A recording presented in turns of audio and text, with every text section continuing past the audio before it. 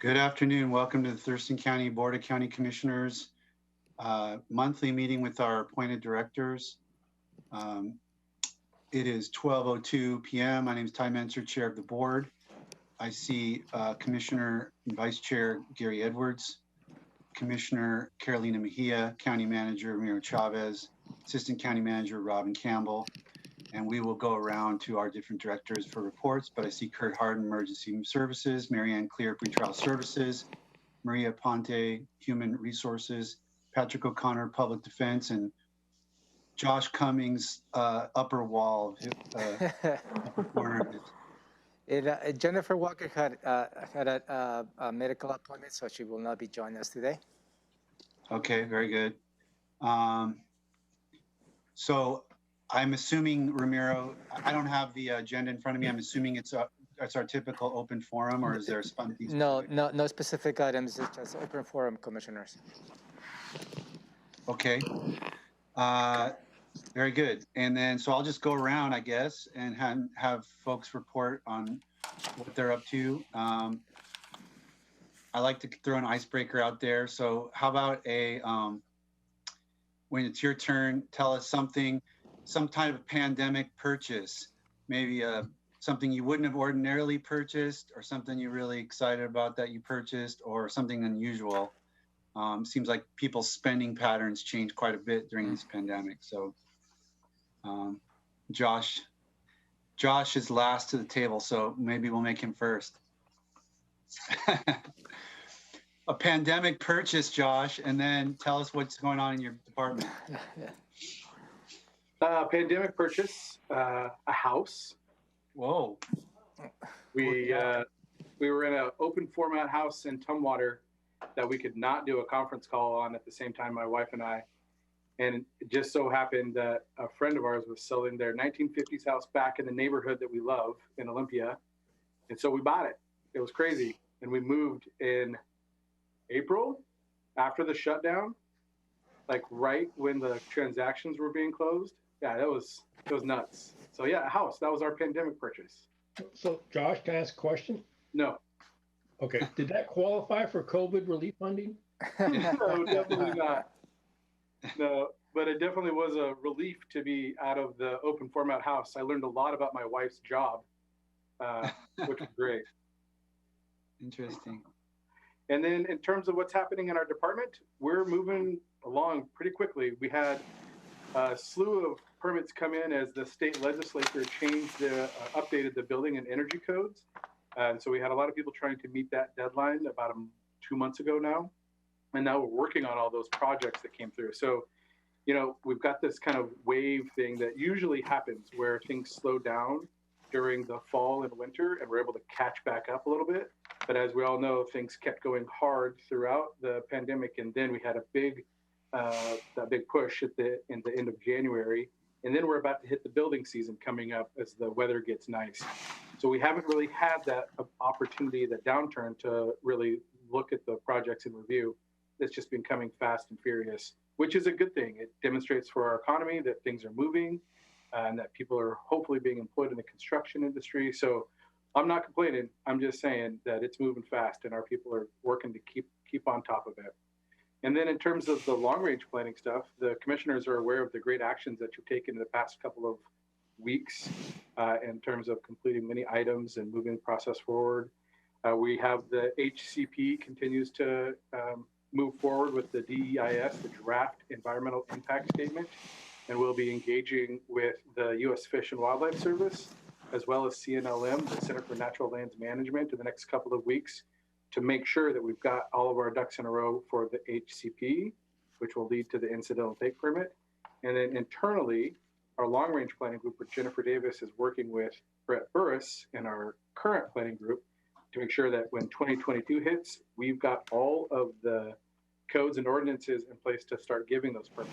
So you're going to start to see things, the board will, probably summer, early fall, in terms of need for your approval on how we adjust our codes and ordinances to ensure that we can hit the ground running in 2022 on offering what we're calling the federally mandated habitat preservation permits.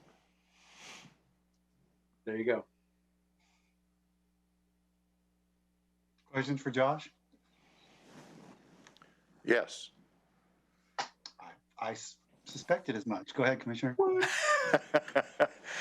No, my question, Josh, is, and this is going to actually be for all of the managers. What are things looking like in your operations that might reflect the new workforce presence? I know some people are thrilled about working from home and can do so. Others are not and don't want to. So what do you think you're going to be looking like as time goes on? I mean, you know, you don't have to divulge anything about reasons why. I mean, some people maybe have a health issue that they're concerned about or something during this whole pandemic, because we don't really know how long this pandemic is going to continue to mutate or what kind of adverse effects we're having. So we're kind of in the unknown category yet. And I'm wondering about each one of the managers from their perspectives and space needs and the future. What do you think? Well, so in CPED, we view items through the lens of opportunity. And so this pandemic and the workflow that you're discussing has brought us a lot of opportunity. Many of our groups within our organization can work remotely, and they have done so extremely successfully. We were able to get, like I said, the HCP in through the process right in the middle of the pandemic. We cleared many docket items in 2020. So a lot of the workflow that has moved to telework has been successful. We do still have a large part of our population that wants face-to-face connection. And so we do have people, as you've seen, our building development center, they're our frontline employees. They were the last ones out when we shut down, and they were the first ones back in when we opened up. And so we do have a cohort that hasn't been able to necessarily work remotely.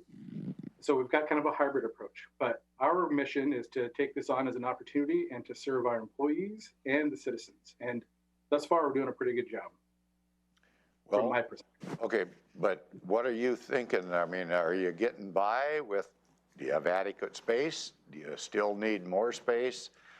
How many people do you think are staying home versus how many are coming back? Just give me a percentage.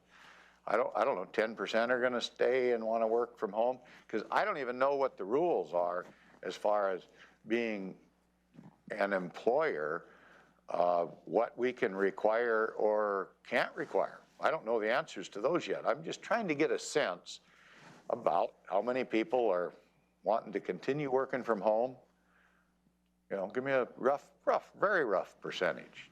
We could do an internal survey. We haven't done that yet. I think TRPC has done that work though. And I think that they were at 60% would prefer to stay home. Wow. And 30 could go either way, and like 10 or 15 want to come back to work. I'm sorry, I'm kind of shooting from the hip here, but I would encourage you to look at that TRPC study. I think that they've already done some of this work. If I could jump in, I feel like I saw what you're referring to, Josh, and I think it was more nuanced than that. It was, Okay. you know, 10% would like to be home all the time, and then next 30% would like 1 day a week or whatever, and then then there was another group of like half and half. Like there was a range of choices. I think it was like 60% would like the ability to be like able to work from home at least once or twice a week kind of thing. They were lumping in multiple categories. It definitely was not 60% wanted to always be 100% working from home. That's not the TRPC numbers that I saw, but there were multiple categories. Yeah, what you say makes sense. At that, I think data and information is important. I can only say that the private sector is really paying attention to this, and boy, it varies depending on the type of work an individual does for whatever corporation. I mean, that's all. I'm just trying to figure out some kind of a sense, and I don't know that any one example is going to fit all, or one group of questioning one group might apply to others, because things are so different. I was just thinking as managers, you might have a sense on it, that's all. Yeah, I mean, we have senses, but I think that a survey internally might be a good idea. Thank you for that, Commissioner. Anything else for Josh from any quarter? Just raise your hand. I can see everybody pretty good. Or just speak up. Okay, good. Thanks, Josh. Let's go to Patrick O'Connor, Public Defense. Okay, thank you, Commissioner. Good afternoon, everyone. So we're still pretty overwhelmed with work as a result of the State Supreme Court case in State v. Blake. We've adapted a phased approach to unpacking that decision, which has rendered all prior unlawful possession of a controlled substance convictions unconstitutional and void, therefore requiring a vacation of that conviction. Our first phase, which we're still in, and we might still be in the first phase, to be frank, for several more months, is identifying everyone currently incarcerated in the Department of Corrections and assigning them an attorney and having their sentence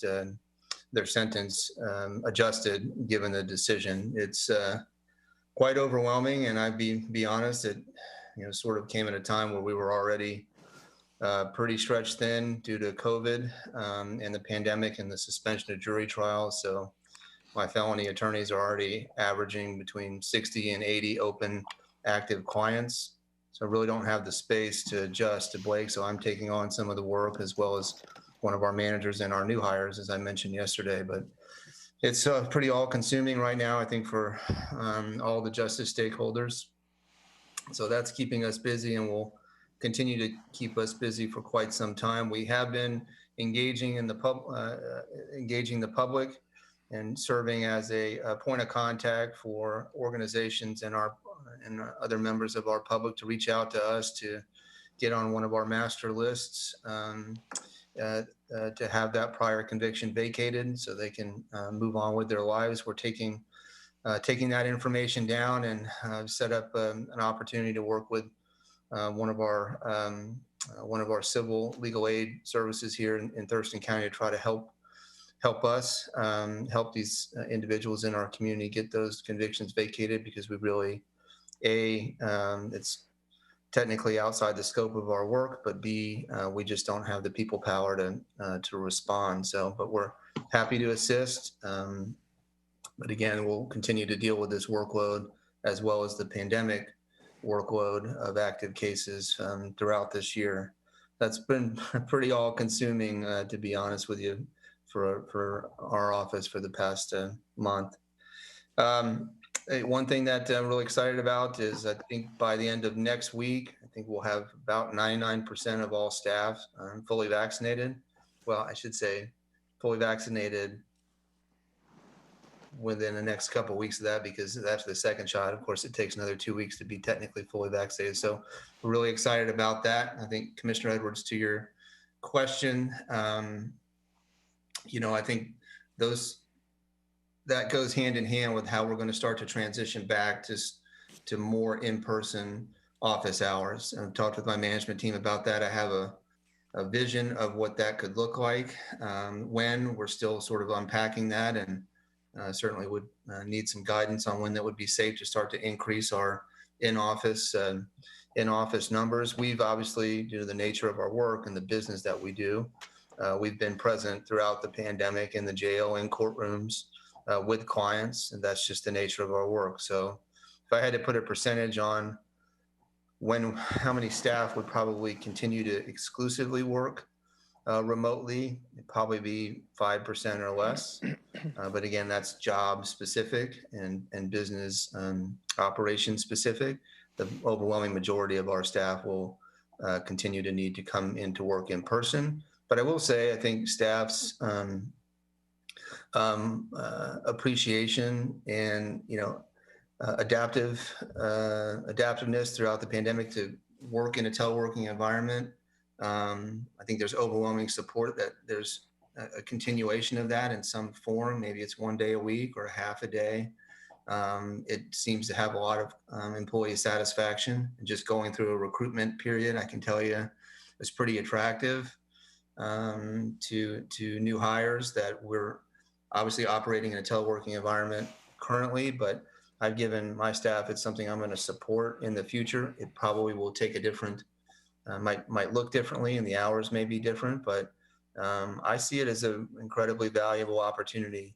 And it depends on who your customers are and who you're working with. So our courts and our prosecutors and our our justice stakeholders, they've adapted to what we're doing right now. And I think a lot of those changes are probably here to stay as well in some form or fashion. So that's sort of my take on it from our perspective. But we're continuing to see how the next handful of months unfold. We're not going to make any major changes right now. We'll continue to operate it always under 50% of folks in the office at any given point during the week. But I do intend to increase that percentage at some point.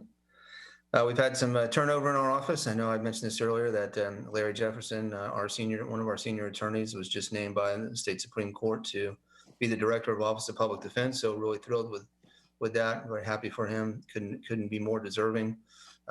He's taking one staff member with him. So we're going to be doing some recruitment here in the short term.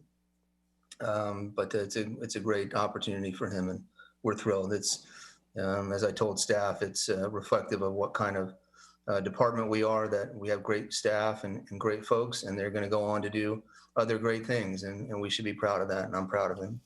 I did want to pass on. I don't see Jenica on the screen, but I'll share. I was at a Thurston County Board of Directors Food Bank meeting last night, and the director of that organization wanted to give a special thanks to Jenica, and I think she should be recognized at how responsive she's been to aid to community organizations in our community that are eligible. And so I just wanted to pass that on, that she's doing a great job.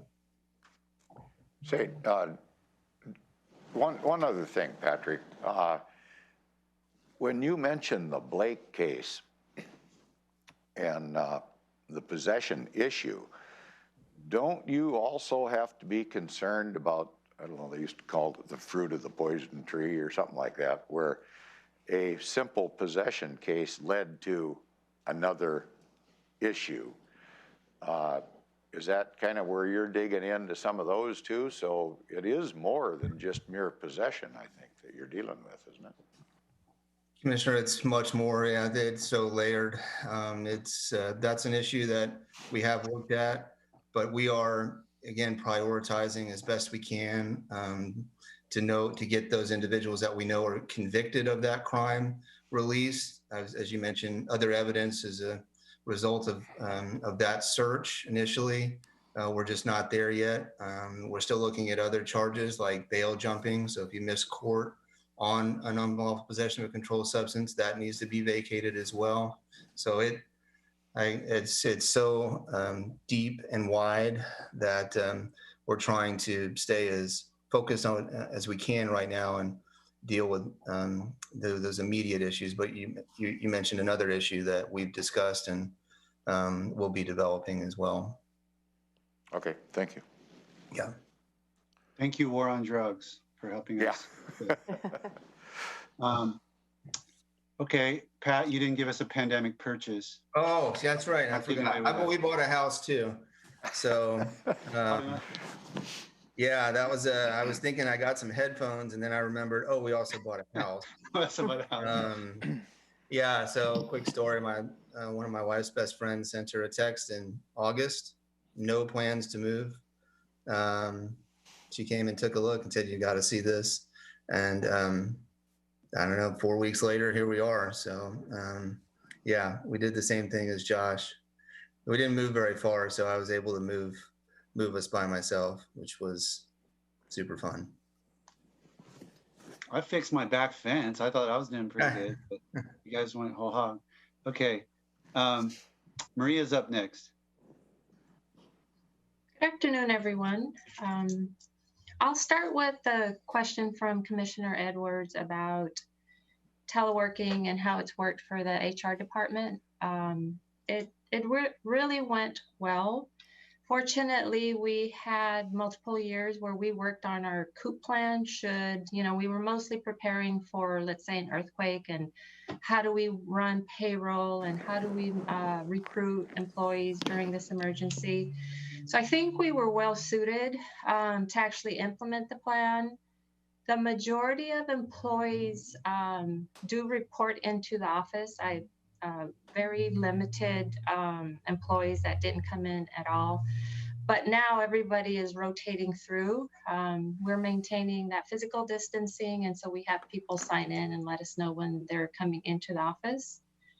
And I think looking into the future, we won't need added space for our general HR group. Employees have expressed an interest in a hybrid approach, so teleworking 1 or 2 days and coming into the office the remaining time. So there's opportunity there to have shared spaces. And it's, like I said, it's been a valuable tool. The feedback I've gotten is I have dedicated time at home. I don't have the interruptions from being in an office and the distraction of my work phone going off. Yeah, so I would say generally it's been a really useful, great time. On the other hand, certain things like labor negotiations do flow better with in-person interaction. So I see those. We are looking forward to a time when we can come together to the table. Right now, we're doing all of that virtually, and you just don't get that same collaboration. And sometimes the messages can be misinterpreted. So that, on that spectrum, that's probably where we struggled the most is just, and we had lots of labor issues with COVID protocols. I think we've had more labor management in the last year than probably in the last 5 years. So Commissioner Edwards, does that kind of cover the question that you had? Yes, yeah, I'm just trying to get a general sense, general feeling. Thank you. Okay, all right. Well, one of the major things I want to cover today, and there was a law established in 2019 to take effect in 2022 that has to do with long-term care, and it requires us to do a payroll deduction on employee wages. It's a 0.58% payroll tax on all employee wages, and I have about 10-page synopsis of it. So staff and I will be building a communication for countywide. There is an opportunity to opt out of this. The actual benefit won't come to fruition for 5 years. So there are employees that could potentially pay into this without actually getting the benefit. But the only way to opt out is to have proof that you have a long-term care policy already. So you have to purchase your own long-term care policy. This is being run through the Employment Security Department. They don't have all the rules in place, but we do want to get this communication out to our employees as soon as possible so that they know what the options are. So I can try to answer a few questions. I'm still becoming familiar with all of the nuances and upcoming requirements. Any first initial concerns, comments? It'll be challenging. It's always challenging. The other... Robin had a question. Oh, Robin, sorry I missed you. Yes. So will the deduction be from the employee's pay or is there an employer share? It's from the employee's pay. And based on what I've read, the employer actually can't contribute to it. The way it's written, it's employee only. Cannot contribute. Yeah. And we're required to make the deduction for all employees unless we had an existing collective bargaining agreement in place as of 2017, which we have multiples. And so what we'll do there is we'll bargain the effects of it, but we can't bargain like that we'll pay for it. That's not, the interpretation I've received is that's not allowed. No, but what they'll want to bargain is that we increase their salaries to cover what the deduction's going to be. Yep. Yes, so that's looming. Mm-hmm. one other thing on that topic, maybe. If I remember right, and I just know very little about this, if you, as an individual, already have some kind of a long-term plan in place, I think you are exempt from that deduction as long as you're participating in another plan, I think. You may opt out. And so that's part of what we need to figure out is how do we get that proof, and is it provided to the Employment Security Department? Yeah, something. I don't know. But you're all the not particulars, automatically exempted. but- Right. There's an application process for that. Mhm. A follow-up question on that. Yes. So is the concept it's not like an individual is going to be contributing and building a personal account. I believe the process is the contributions from an employee buys into this larger insurance coverage. Is that correct? Correct. Yeah. Like an unemployment, that you get it when you need it. And if you don't become vested in it, you're not eligible. So somebody that is retiring in 3 years won't be vested, so they actually won't receive the benefit of that. And if you move out of Washington State, you're not eligible for it. So it has some, I think, challenges around getting employees to buy in that they're going to retire in Washington State. We know a lot of people leave for sunnier places, and I can foresee a lot of our employees looking into buying a separate policy for that reason. Robin? Does the insurance plan that the county offers have a long-term care option? No, we have long-term disability, but not the long-term care. That may be something we want to look into. We could. Long-term care policies are fairly expensive. Yes, they are.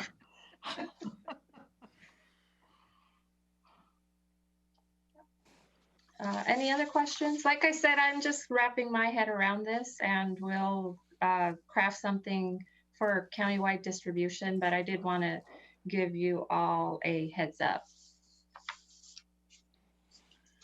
My question, Maria, is did you buy a house in the last year? No, I did not buy a house. I made no major purchases, but I did do a lot of retail online therapy and probably contributed to higher sales tax here in Thurston County. All right. And then one more thing I'd like to cover is under the American Rescue Plan. Here, let me find this one. All of these things are somewhat complicated. It provides for 100% premium subsidy for eligible individuals to purchase COBRA coverage, and that's medical and dental insurance once you terminate with your employer that you may purchase optionally. But what the American Rescue Plan calls is for the employer to provide a 100% premium subsidy coverage between April 1st and September 30th of 2021 due to involuntary termination or reduction in hours of employment. Fortunately, we did not do layoffs or furloughs, but if somebody was involuntarily terminated, we will have to provide the subsidy. So benefit staff is looking at how many individuals this may apply to. I don't see it being in the hundreds, but we had quite a bit of turnover last year. So any questions on that? Will you do the date time frame again on that, please? April 1st and it says between April 1st and September 30th of 2021. So if somebody didn't pass probation, potentially they would be entitled to this subsidy. That doesn't go all the way back to 2020, April of 2020. Most of the American Rescue Plan was retroactive. That was what I'm reading here, doesn't have that, but I'll verify because that was also my impression that it went back. but I'll need to verify that. And then on one final note, looks like we're getting a new state holiday, June 19th.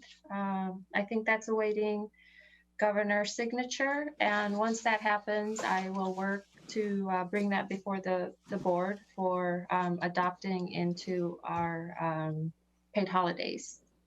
Will that be effective this year? I believe it's effective next year. But I'll verify that as well. No, I think it takes effect July 1st. So Oh, that- July 1st? Yeah, I think Well, that will that's be, past- so that will be next year. Okay. Unless the bill's got an emergency clause. I haven't looked closely at that one. I took a quick look. I didn't see that, but we'll verify that.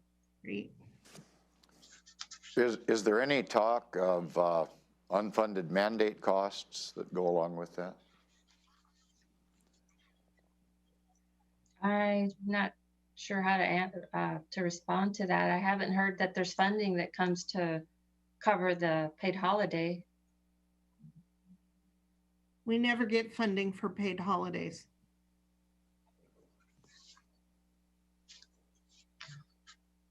I wouldn't doubt the question will come up though at some point.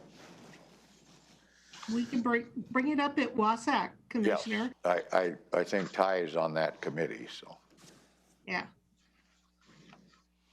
All right. Well, with that, if there's no other questions, thank you. Thank you, Maria. Next up is Mary Ann. Pandemic purchase and a department report. Good afternoon. My pandemic purchase, I guess, should I confess that I bought a house also? Yes, you did. Jeez. Boy. These are big. And what I am enjoying most about it right now are the tulips that are growing, because I also bought a lot of plants to go with it. So, Nice. well, I shouldn't say a lot. It's a lot for me. I normally have plastic plants. I'm working on my green thumb. As for my department, to answer Commissioner Edwards' question, my department is enjoying a hybrid approach. I think that was Josh's term that he used for teleworking.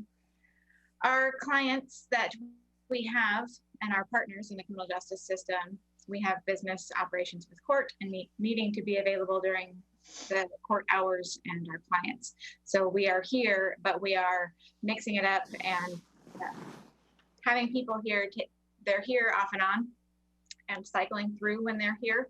And my staff really appreciate that because they are not here all of the time, but they still have the opportunity to telework. What they do miss is the opportunity to be together and to collaborate with each other. And my new staff that I have hired are commenting that they are missing the opportunity to benefit from being with all of the team members at the same time and to learn from them. And so there are pros and cons for teleworking, but the team that I have that are able to do that, they do appreciate the opportunity. And as Pat had said, it is a benefit when you are recruiting that people do appreciate the opportunity and the flexibility that it provides, especially with the education system, the way that it has been during COVID, that the staff really appreciate it. Does that answer your question, Commissioner Edwards? Yes, it does. Thank you. Okay. With pretrial, we did expand to district court. I think I told you all that back in February was our first time serving them with our pretrial services. Our numbers look really, really good there. So far, everyone that has been ordered by the court to report to pretrial services for supervision has reported. So our reporting rate is 100%. And I don't know that it will stay that way, but I am encouraging defendants to keep it that way. They don't want to be the one that doesn't have 100% rate. Our numbers for February looked really good with our appearance rate and our check-in rate in 93 and 94%. February, we're also above, or March was also above 90, with our check-in rate being 93% and our appearance rate for those on supervision 91.5. Those continue to be above pre-COVID numbers. I'm really pleased with that. I think part of that is due to increased collaboration with our partners in public defense, communicating with our defendants, also communication with prosecuting attorney's office. When people aren't showing up for court right away, we can reach out to defendants and their family members and figure out where they are, and the availability of people to access court by Zoom. And so I think that that's also a benefit, also because I have the resources to have some smaller caseloads. And so I want to thank commissioners for that, because I think that that has allowed us to expand to district court and focus some energy towards our defendants. So I think that having the increased reporting and appearance rates is good for public safety and what our goals. Also with diversion, we are working with the prosecutor's office and talking with just yesterday, Director O'Connor, about expanding to pre-charge and taking some additional steps towards that just last week. So hoping to have more communication for you next time we meet. I think that's the update. Things are going well with pre-trial. Questions for Mary Ann? All right, thanks, Mary Ann. Go to Shelley. Any significant or unusual pandemic purchases, and then a brief update on your department. Sure, okay. Good afternoon, everyone. My big pandemic purchase was my husky puppy. So she is now 7 months old, and I haven't had a lot of time to train her, so that's been a challenge. But she's been a joy for our family, and we lost our older dog just 2 weeks ago. So it was good that we had a puppy as part of our family. And then I did not purchase a new home, but I did contribute to our document recording fees by refinancing my house and doing a bunch of remodeling. So that's my other purchases, that I'm doing a lot of work on my house. So what's your dog's name? Evie. Evie. She's after the Pokemon, for anyone who's a Pokemon player. So, and in terms of department updates, I always struggle with this meeting because it's the day after and usually a long evening of Board of Health, in which I just give you a ton of information. But I will share just a little bit with everyone about where we're at with vaccines. The numbers that I saw this morning, what did I write down here? We're at about 147,000 doses given. So that's really good. And approaching, I think we're at about 97,000 Thurston County residents that have received at least one dose. So that's good news. We're making a lot of progress. We will be resuming our drive-through mass vac site on Friday this week. We're on a little bit of a pause over these last couple of days to focus on special populations and do some planning, and we had to make some adjustments because of the Janssen announcement yesterday. And then everyone is eligible for the vaccine that is age 16 and over as of today. So we're expecting and preparing to serve a lot of people with vaccine coming up. And so that's really good news. And then a little bit, I've given you a lot of program updates, but not a lot about what's going on with our staffing and our overall department internally. We are recruiting for our senior management analyst position, which is the manager for our finance and budget division in our department. Marcia Boyle took a job at Clark County. I think I shared that with you last month. And so we've got interviews for that position today. And then we also have another retirement coming up in May. Jeannie Knight, our communicable disease division director, who's been with the county for, I think, almost 40 years or something like that, a very, very long time, will be retiring in May. So we have some significant changes coming up for our department. And we're also hiring for a lot of positions. We have about 25 vaccine positions that we are recruiting for now, and we've doubled our FTEs and doubled our budget in the last year due to COVID. So we're really busy and really hoping to fill all those positions soon. And I think that's it. I'll keep it short today. Questions for Shelley? Yes, I have one. Go ahead, Gary. Shelley, do we know of anyone that came down with COVID-19 after their first shot or even their second shot? Yes.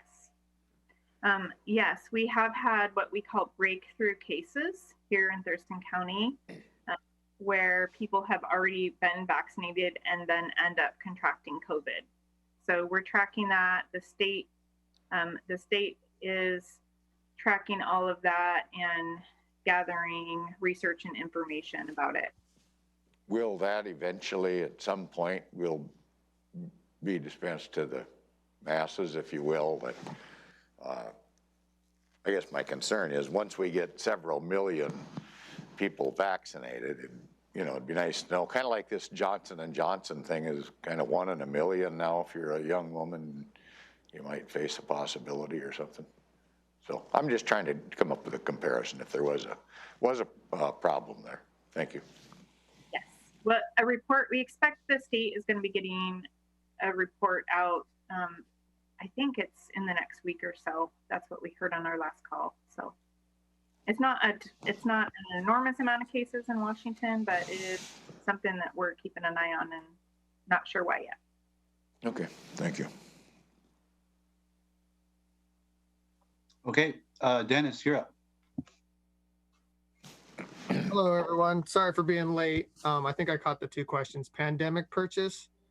I would say content. I think we have every streaming service that there is right now. And I've bought in a ridiculous amount of audiobooks as well. So just a lot of content coming into our house. Yep. Hear that. The next one, was there a telework question as well? And I'm so sorry again that I missed that. Commissioner Edwards? Oh, well, what I was asking about that was, do you have a sense of your employees that work with you, how many of them might want to continue working from home? Maybe they want to report once a week or once a month. I don't know. I'm just trying to get a sense of how our employees overall are responding to this whole thing and what's it going to look like in the future, only because we don't know what the future looks like itself yet. We don't know about variances, and are we going to be given vaccinations every 6 months or once a year or every 3 years? We don't, a lot of unknown yet. I'm just curious how your employees feel about working from home, and then how that actually worked for you as a manager to make everything work or continue working.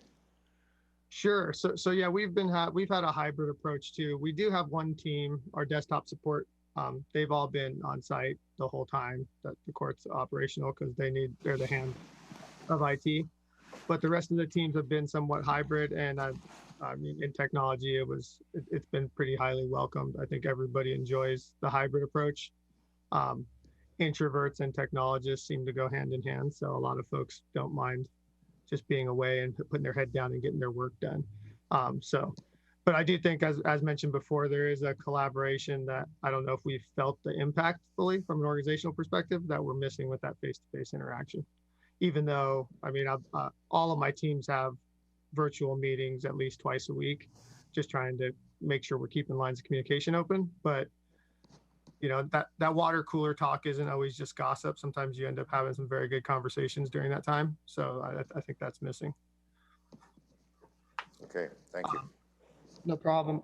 From an update perspective, that's why I was a little late. We're hiring, so we're looking to hire the second BAA for district or Superior Court. So hopefully we have more interviews this afternoon and we could hire them, and both courts will have their own technical staff. Some big projects that are going on. We're looking to take soft resources AIS to the board next week. So I believe I'll be meeting with the board tomorrow. And that will be the consultant that'll walk us through the RFP process for selecting a replacement for Amanda. And then the next big project is ERP. We've been meeting daily on trying to button up those contracts to get the AIS submitted as well. There's four vendors associated with that, so it's kind of been a juggle getting everything done, but we want to make sure the contracts are completed and not rushed before we take them forward, since that's a huge project that we'll be undertaking. But we're hoping to get that to the board either the 27th or the 4th. I thought the 4th would be good since it's May 4th. We'd have Star Wars on our side for that project. May the force will be with you. And then other than that, from the department side, we're just doing budget and rates. This Friday, we're going to close inventories and start reconciling everything and just getting our rates developed to take to the board later on in the summer. Any questions for Dennis? I do. Just Go ahead, Commissioner. Dennis, I thought interviews were done. I thought both Superior and District Court had done interviews for the BAA. We did, and we made 2 offers, and the candidate for Superior Court ended up declining the offer. So we ended up having to go back and re-interview for that one. Thank you. Kurt? Dennis, are you finding challenges with hiring IT personnel in this current pandemic? Because our experience has been when we're doing it for the Medic One IT position, we've had challenges getting qualified applicants because nobody seems to want to leave or move. And are you finding the same situation? Yes, definitely. Last year, in the peak of the pandemic, we did have some open positions, and they were open the majority of the year for some higher level technical positions. We did eventually get those filled, but yes, it's been difficult. Okay, thanks. Okay, Kurt, you're up. Okay, so a pandemic purchase. I didn't buy a house, but I would say buying a puppy, getting a puppy, would be significant because we got him last September. My daughter, on the other hand, would say that coffee would be my pandemic purchase, because I will tell you that when we shut everything down last April, I went into my emergency kit and we had toilet paper, we had paper towels, we had food, we had water, we had everything. So I wasn't too concerned until I realized I failed to stock it with coffee. There's nothing like going out in the middle of a pandemic and looking and struggling to find coffee. So now my emergency kit has 12 weeks of coffee supply. Fix that problem. But my daughter would say she thought it was funny that I was going out and trying to find coffee in amongst stores that were either closed or had limited hours. So there you go. Check your emergency kits. You never know when you're going to need them. For emergency services, for emergency management, everybody should have received a Save the Date executive seminar. We're doing that virtually. This is the first one we're going to do virtually on April 26th. It's also going to be a emergency management 101 for senior and elected officials. And this is an opportunity for those who've seen this before to get a refresher, but also for newly elected officials or people in newly appointed positions across the county. This is not just Thurston County, it's the municipalities, it's fire agencies. So that has gone out, and they're going to send out the Zoom link, I think sometime today if they haven't already. But just a reminder, that's coming up 5:30 to 7:30 on April 26th. And then for Medic One, I think yesterday after the public hearing, the commissioners voted to place the Medic One levy measure on the ballot for August 3rd. And so that's going to be, probably the largest activity going on right now within Medic One, because I will tell you, as soon as that happened, I have received requests to go out and present the same information to various city councils and agencies already today. So That's going to be an interesting process. But anyway, those are probably the two largest focused activities, other than as continuing to support public health wherever we can with vaccine clinics. Hey, Kurt, quick question. You said you save the date for the upcoming event?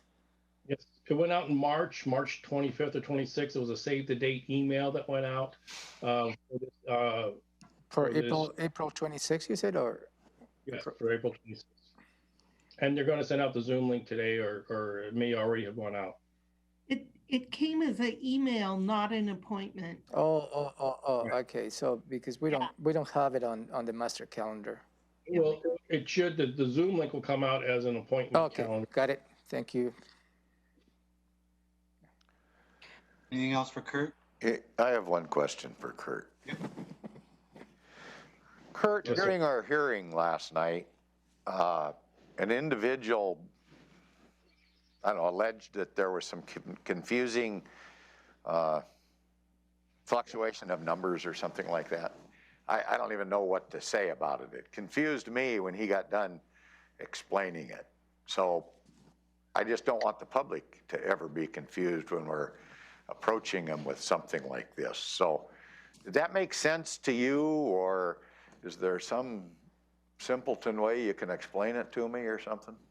And on that piece, the information that was provided to us was provided by the assessor's office. And so when we were putting information out, we were taking the assessor's numbers, but I also validated those numbers with staff. So I understood how we got to those numbers. I wasn't quite following the input that was received, the public comment received yesterday, but I have talked to fiscal staff.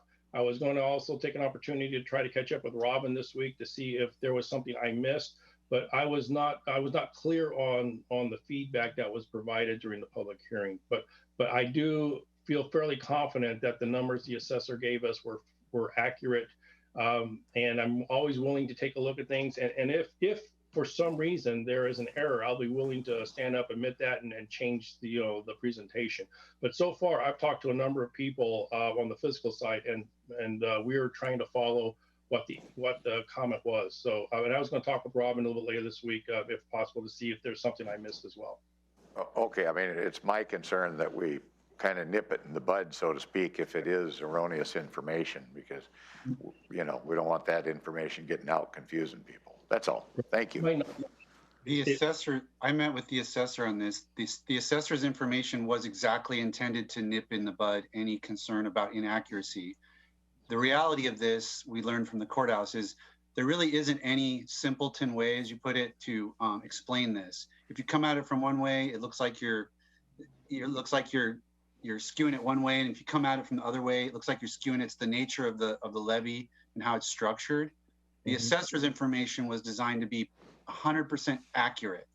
It may not be the simplest way to explain it, because to make it simpler then subjects you to criticism that you're trying to slough over a component of it. So the assessor's approach was to be 100% accurate so that no one could accuse the county of cooking the numbers or skewing it one way versus the other. It is admittedly not the simplest way to explain it, but to simplify it then I think leads you open to charge of inaccuracy and therefore manipulation, even though there's no intent to manipulate. So I think we're stuck with what we have, and I would encourage us to stick with that approach. That was the recommendation of our assessor. And like I said, I so far validated the numbers after the meeting yesterday. I've had fiscal staff do that same, and again, if there was something that I portrayed as inaccurate, I know Robin would be the first person picking up the phone and calling me and letting me know if I had inaccurate numbers. So I feel fairly comfortable with the numbers that I presented yesterday. The other piece, Commissioner, I'm sorry, I failed to answer was the telework conditions. And I will tell you that currently about 50% of the staff in emergency services telework, almost all the staff telework half the week, half the time. And so they rotate through, and it seems to be a good place for everyone, because most everyone does not want to telework 100% of the time, and very few, or most of them like the idea of teleworking at least part of the time. There are some positions that we can't telework. So, for instance, logistics and emergency management. We're taking in PPE, we're distributing PPE. You know, we can't telework and do that. The other piece is in Medic One, we have medical equipment and supplies that are coming in and getting distributed to fire agencies. We can't telework that position either. But for the most part, we have employees teleworking. I would say that not only will the desire be there to want to telework by the employees, but I think my desire is also to support that, because I think we have good, it helps with employee retention, it helps with productivity, and I think we're flexible in how we accommodate the workplace. And I don't know if that answered your question that you had. No, it does. Yes, sir. Thank you. Thank you, Kurt. Did you ever finish reading those Harry Potter books, by the way? I'm still behind, but I'm farther along, but I'm still behind. That's what happens when your 10-year-old can stay at home and do schooling, you know, distance learning. She can read Harry Potter books all day. Okay, 3 minutes left, and so we're not gonna be able to go one by one through commissioners and county managers. So I'm gonna just kind of, between the 5 of us, is there a burning report or update that Ramiro, Robin, Commissioner Mejia, or Commissioner Edwards would like to give to the group? No, sir. I'd just like to tell everybody thank you. Keep up the hard work and dedication. Thank you. Go ahead, Robin. I just wanted to share my pandemic purchase. It was actually my husband's purchase. Right at the start of the pandemic, I was on a cruise ship and I learned about, I don't know, I think I'd been home for 7 weeks when my husband said he had bought chickens while I was gone, and I had not even noticed that there were chickens at my house because the amount of work we were doing here was so overwhelming. But we get 3 eggs a day. We don't eat that many eggs. So if anyone would like fresh eggs, I'll hook you up. My wife. I used to have to drive to Zita's house in South Tumwater to pick up eggs from her annex, and she leaves them out, and you can put money in the box. Okay, well, that's awesome. Thanks everybody for the updates, and we'll see you next time. Thank you. Ramiro, before you pop off, you and I have a 1 o'clock. Do you have ability to make that 1:15 to Yes. 1:45? Okay, Yes. then I'll drive in because I'm at home right now. Okay.